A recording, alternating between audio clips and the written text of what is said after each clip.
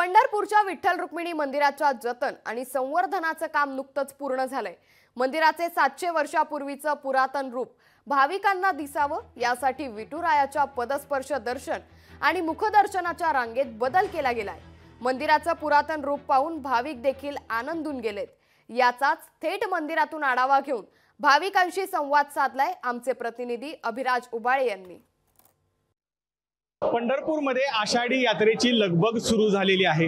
आपण आता श्री विठ्ठल मंदिरामध्ये आहोत आणि विठ्ठल मंदिराचं जतन आणि संवर्धनाचं काम नुकतंच पूर्ण झालेलं आहे आणि या कामानंतर आपण पाहू शकताय 700 वर्षापूर्वीचं पुरातन रूप आता भाविकांना पाहायला मिळत आहे आणि भाविकांना हे रूप पाहायला मिळावं यासाठी आपण बघितलं तर दर्शन रांगेमध्ये देखील बदल करण्यात आलेला आहे।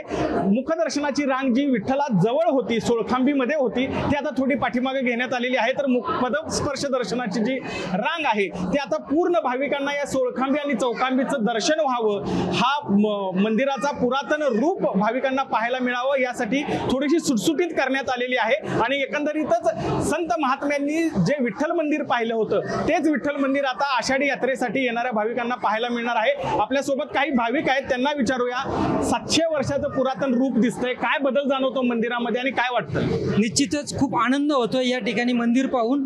भारतीय कला कौशल्याचं जे प्रतीक होतं ते या ठिकाणी कुठेतरी बुजलेलं होतं। ते मागच्या 2-3 महिन्यापासून जे काम चालू होतं, सरकारने जे प्राचीन विभागाने जो बदल घडवून आणलाय, निश्चितच खूप छान बदल आहे आणि भारतीय संस्कृतीचं या ठिकाणी खूप चांगलं दर्शन होतंय। मंदिराचं पूर्ण लुक आणि पूर्ण इथं स्वच्छता बघून सर्व आनंद वाटतोय। प्राचीन रूप मंदिराचं पाहून भाविक देखील आता सद्गदित झालेला आपल्याला दिसून येतंय। अभिराज उबाळे, लोकशाही मराठी, पंढरपूर। लोकशाही मराठी, ऐका, पहा, जागरूक रहा।